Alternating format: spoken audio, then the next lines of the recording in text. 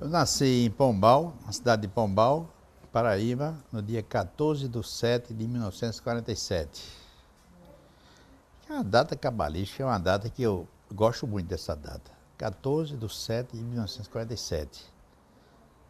7, 2 vezes 7, 14, e eu acho que por isso é uma coisa que me protege. Eu acho que é uma coisa que me impulsiona, né?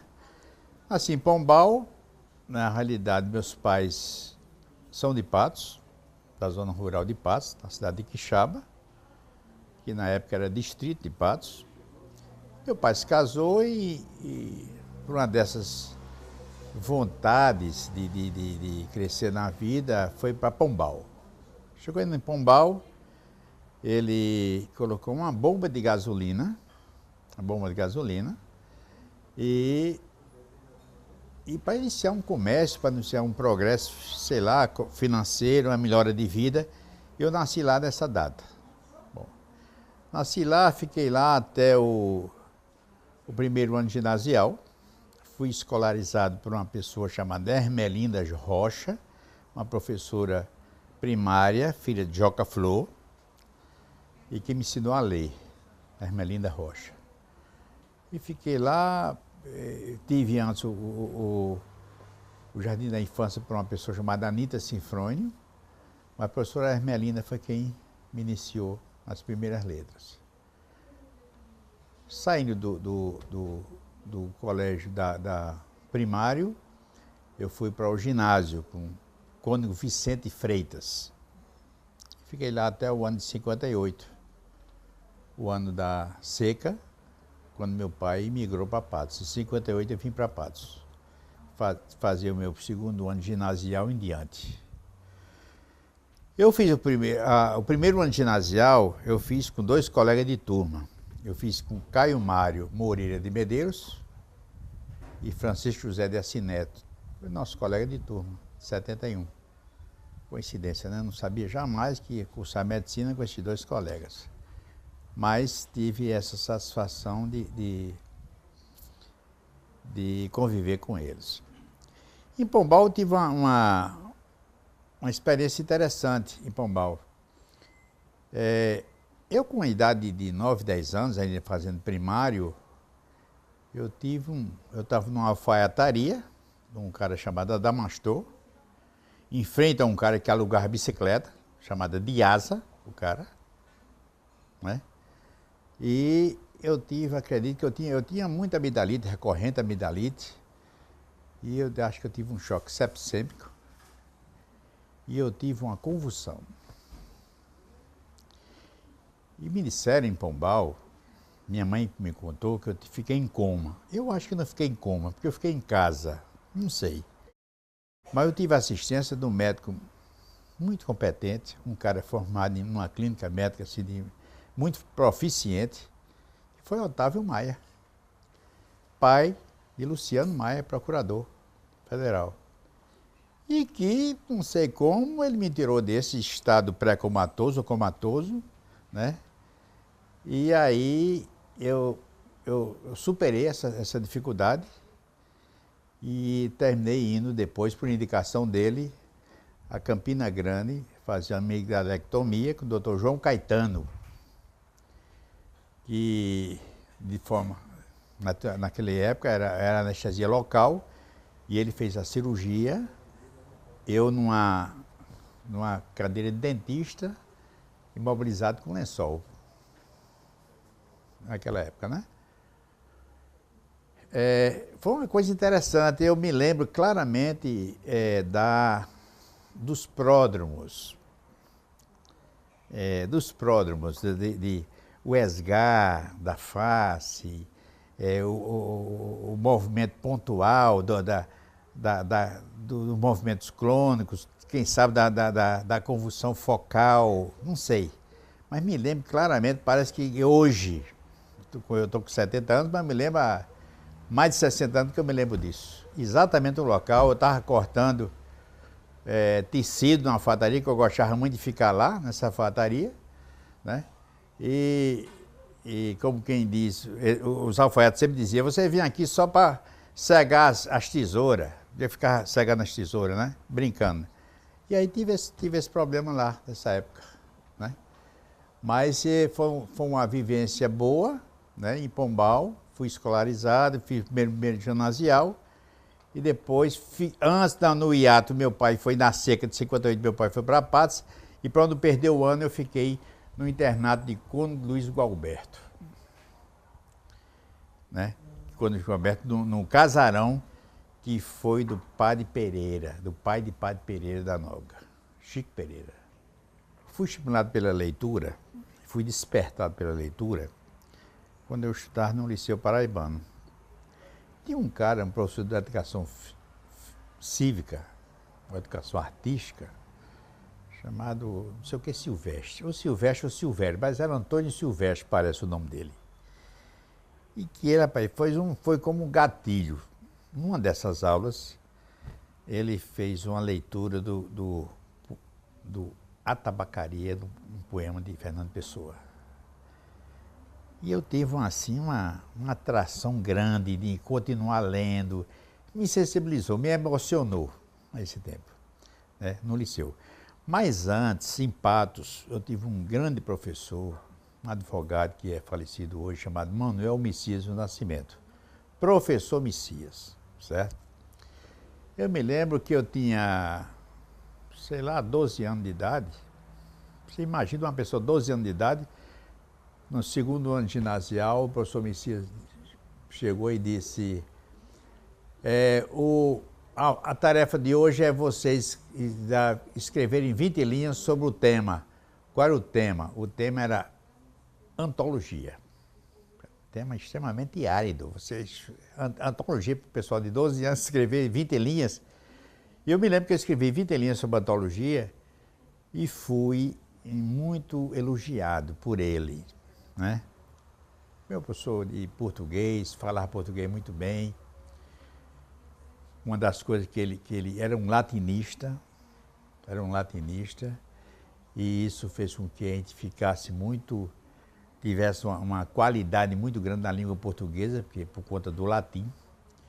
E ele insistia muito, me lembro muito, em fábula de Fedro e de Esopo, e são umas coisas que interessantes que me enriqueceram muito, essas fábulas de Fedro e de Esopo, um romano e um grego, né? Escravo, mas que foram interessantes. Então, essa antologia ele me elogiou muito, que eu fiz um texto de 20 linhas e fui muito elogiado por ele.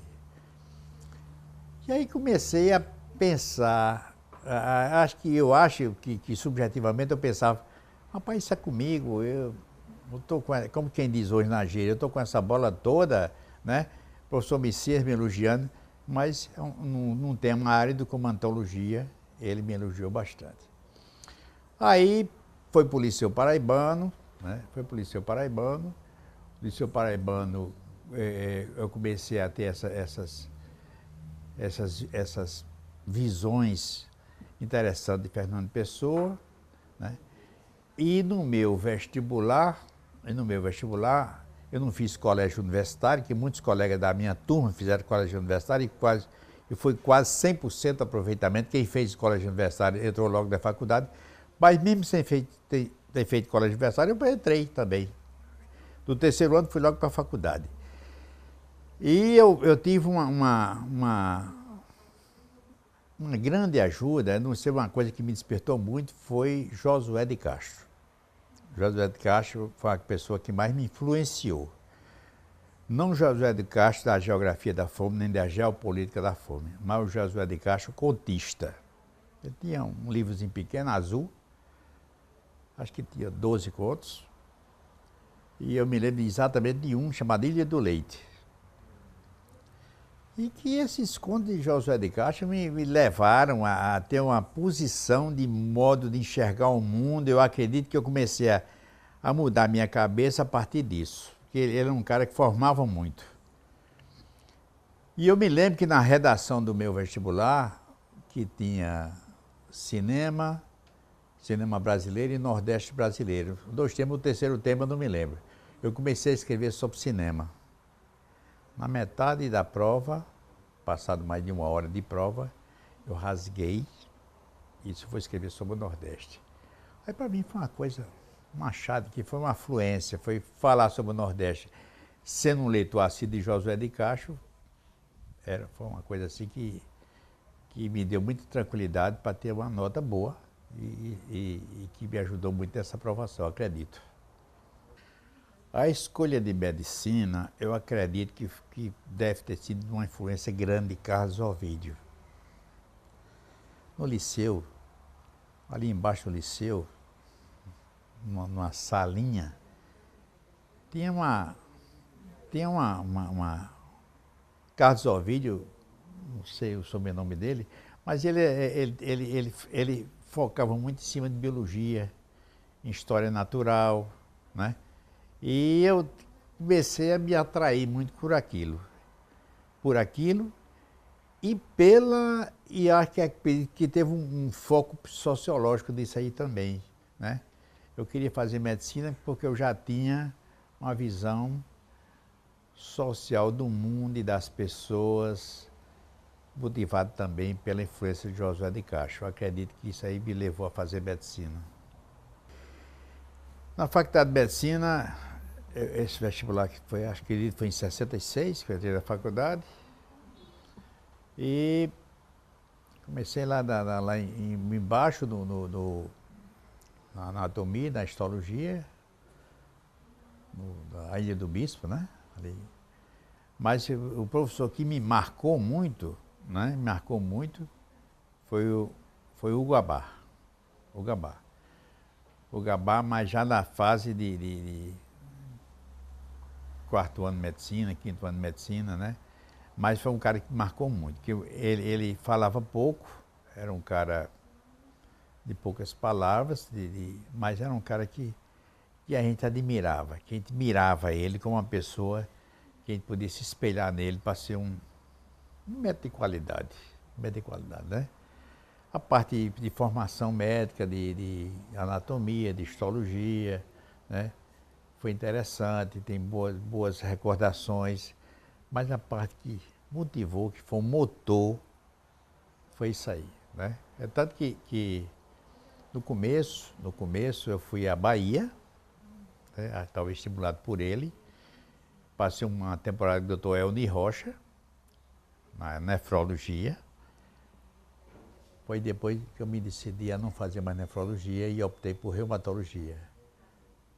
Aí fui ao Rio de Janeiro, tive um aprendizado com o Dr. Israel Bonomo, na Universidade Federal do Rio de Janeiro, e depois optei por São Paulo. Mas eu tive essa formação muito boa de Ugabá, que me deu essa fagulha de ser um médico de qualidade. Do curso de medicina, a coisa importante que aconteceu na minha turma, na nossa turma, toda a nossa formação médica, dos estudantes, do alunado, foi a grande ruptura da saída do diretor acadêmico Napoleão Laureano, de uma postura conservadora, reacionária, né, para uma postura de vanguarda, que foi com a eleição de Ricardo Maia, né? Ricardo sucedeu a Edson Petrucci, né, sem nenhum demérito de ninguém, né? Mas era uma turma velha, de ideias velhas, antigas, né? E com o Ricardo começamos a ter, talvez até pelos ventos dos anos de chumbo, né? Da resistência que a gente tinha que ter. Aí, Ricardo, né? E tivemos um jornal, a Opinião, tinha uns artigos, eu me lembro dos artigos de Manuel Jaime, Tabus Alimentares, tinha o meu que era Ascendino, que era um conto, Tinha um colega que fazia anatopatologia, Ponce, não sei, nunca mais ouvi, mas ele tinha um artigo, e tinha um artigo de Binha também, e de outro de Ricardo. Quer dizer, esse jornal só teve um número, mas foi uma coisa, foi um ponto que marcou, né, essa opinião marcou essa vida acadêmica daí para frente. Acredito que no terceiro ou quarto ano, eu tive a oportunidade de ir com Humberto Vicente de Araújo a um congresso da UNEM, terceiro ano, a UNEM, em Porto Alegre. Uma coisa interessante, o presidente Ricardo Maia foi pego assim de última hora com a informação da nossa decisão de ir a esse congresso. Fomos de ônibus, Aviação Progresso, até São Paulo. De São Paulo pegamos outro ônibus para Porto Alegre. Nesse congresso, eu fui eleito secretário da UNEM, para a região Nordeste. Eu tinha uma agenda riquíssima, com vários colegas. Inclusive, eu me lembro de um chamado Shael Schreider, que era um judeu paulista, que eu tinha os telefones desse cara, tinha tudo. E na semana seguinte, quando a gente chegou na Paraíba, eu vi a revista Veja, num conflito na rua Maria Antônia, com Fleury. Shael foi alvejado e foi morto. Aí eu queimei minha agenda, muito preciosa, mas queimei. Inclusive com o Diário de Guevara, que eu tanto gostava, mas tive que queimar com medo. Copiar eu fui algumas vezes. Fui com o Ricardo Maia. Ricardo Maia cheio de livros de cardiologia, que não abria lá, né, que não tinha como abrir, né? Ainda me lembro do odor da rede, o odor do clima, daquela friagem da Copeai, né? A gente dava plantão. Os doentes tudo deitados em rede, né?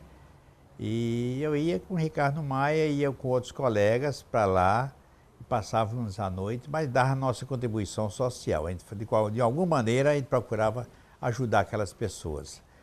Mas o sonho de guerra, né? O sonho de guerra foi uma coisa que teve a sua valia, né?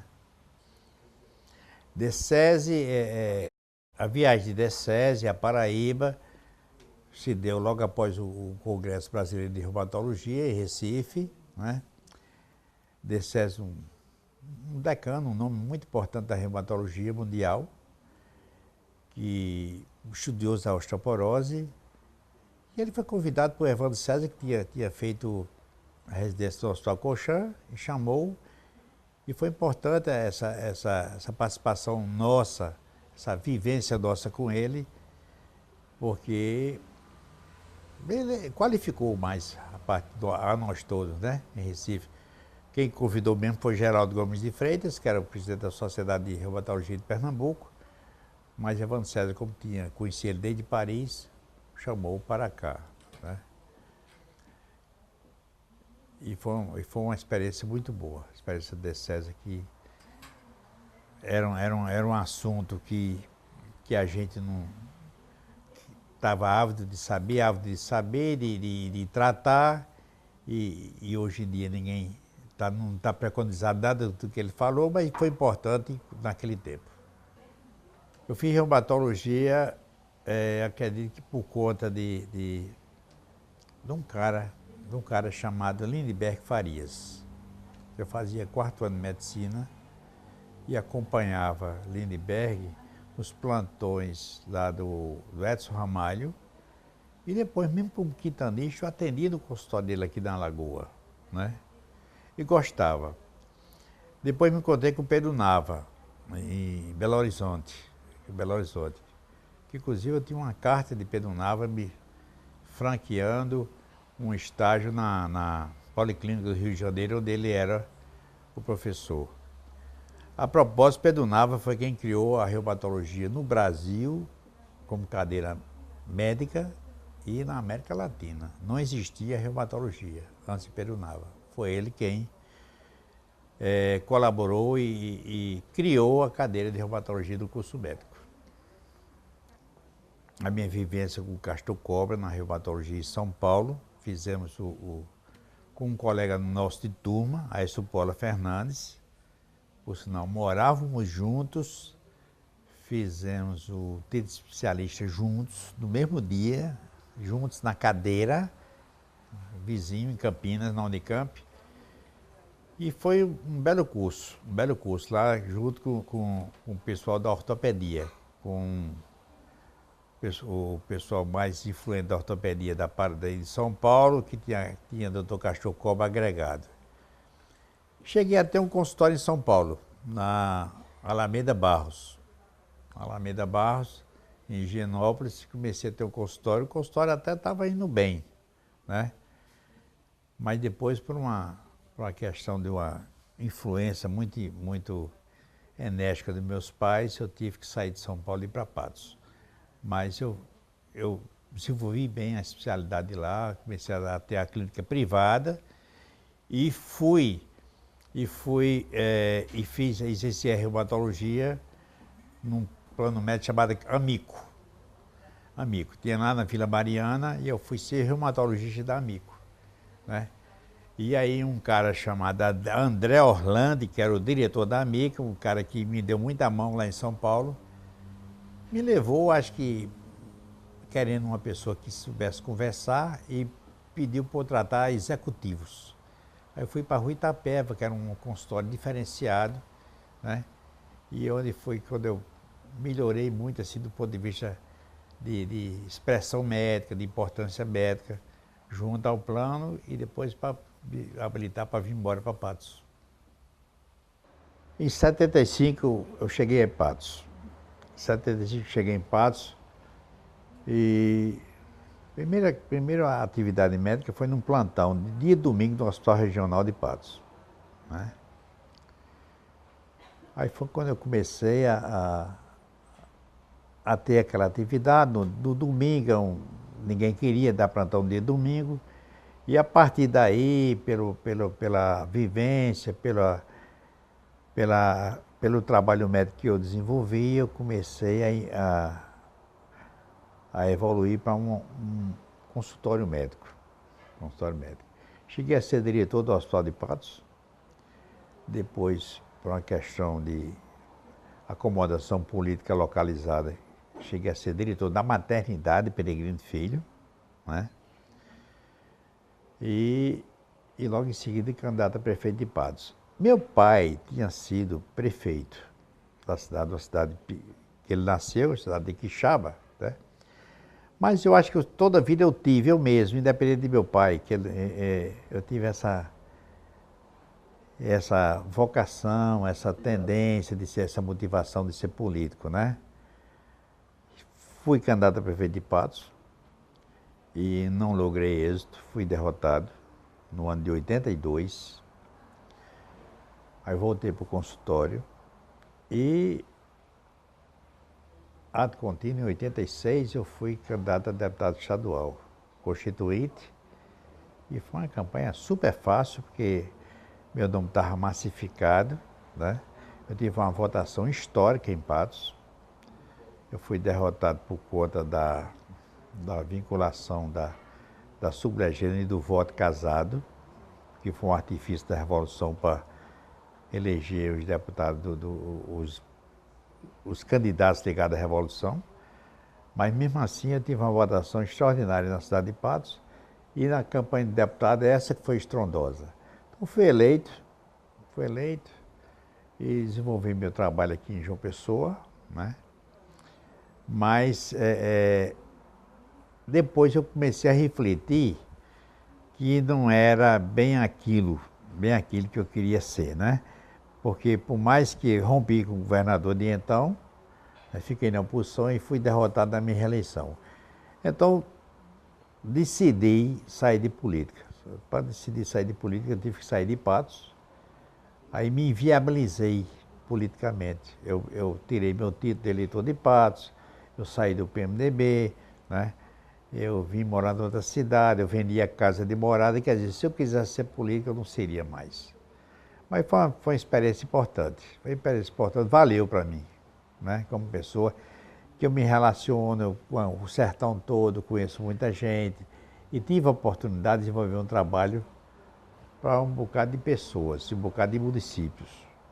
Duas cidades que hoje são cidades que são projetos meus de emancipação.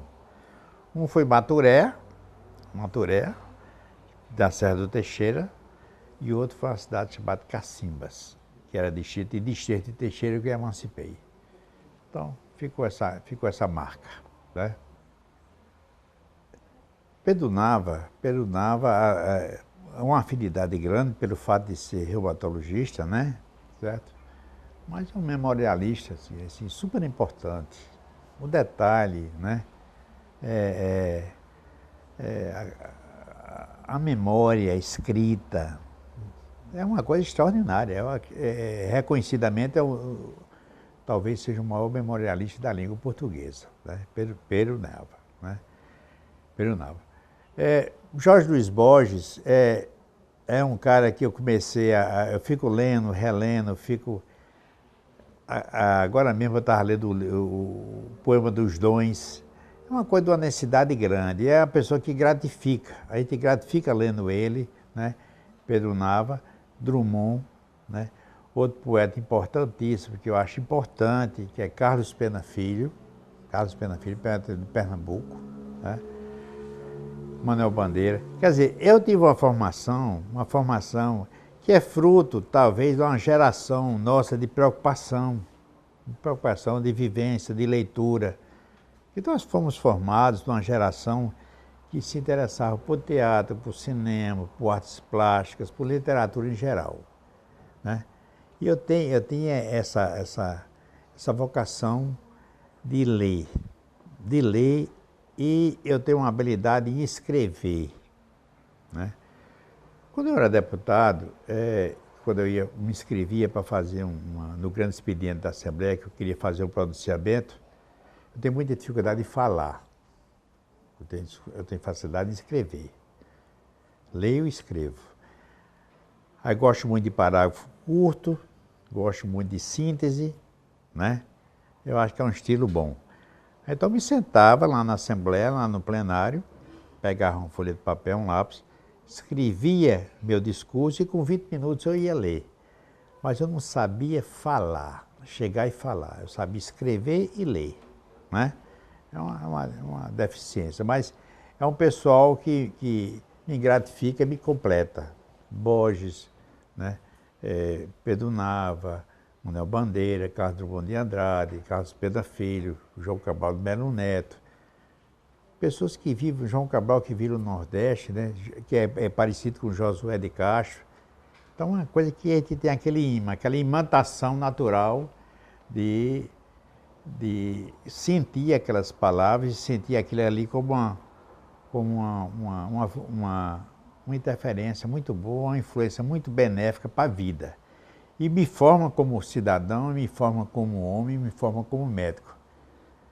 A gente tem essa visão social, visão de povo, visão de gente, que não é a essência a visão do médico, né? O médico não precisa ser, às vezes não é nem ser um médico muito bem qualificado do ponto de vista científico, mas você às vezes, se você não, mesmo você não sendo bem qualificado, né, não tendo uma formação científica grande, importante, você consegue ser um bom médico, porque você tem essa vivência geral, universal, né, das pessoas, de viver as pessoas. O futuro da arte médica, né, da medicina, né, eu vejo assim com muita reserva e com muita tristeza, sinceramente. Muita tristeza. Porque eu projeto há alguns anos na frente, eu digo, como é que vai ser? Como é que vai ser a relação médico-paciente do futuro, né? Pessoa preocupada com máquina, preocupada, o doente mal se senta, e a pessoa, o médico já pede um bocado de exame, um bocado de ressonância, não procura falar, não procura entender, né? Eu sou, como leitor de Pedro Nava, né, e a gente sempre, é uma coisa recorrente para a gente ter que dizer, Pedro Nava sempre diz, né, eu acho que a medicina clássica francesa sempre diz, se a gente souber conversar, deixar livre o doente diz a doença. Não precisa ser bom médico, não. O doente diz a doença. Só que os doentes não estão tendo tempo de fazer isso. Nem os médicos estão tendo paciência, ou talvez não tenha capacitação técnica ou humana de chegar a esse ponto. Então eu vejo com reserva, eu vejo que a medicina está sendo uma medicina cada vez mais técnica, extremamente técnica, cheia de protocolos, né? Cheia de protocolos, onde você não tem mais aquela relação médico-paciente intensa que tinha no passado, né? Protocolo de cardiologia, protocolo de reumatologia, protocolo de imunologia, cada viés da medicina tem um protocolo próprio, né? Mas e o doente? Ninguém conversa mais, ninguém participa mais da vida dele, né? Isso é uma coisa que está desaparecendo. E eu vejo isso como uma coisa ruim, uma coisa que vai empobrecer essa arte tão boa, tão importante, tão relevante para o mundo, tá certo? Então é esse foco que eu faço, esse fecho que eu faço em cima desse apelo para que esse modo de enxergar, esse modo de viver, esse modo de se relacionar não desapareça.